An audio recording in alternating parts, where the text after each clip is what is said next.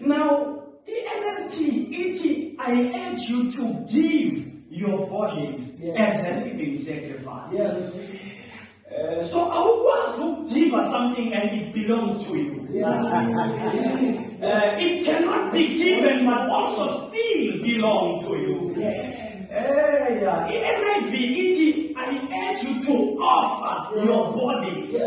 In other words, your body becomes a sacrifice. When it's in sacrifice, it doesn't belong to you anymore. So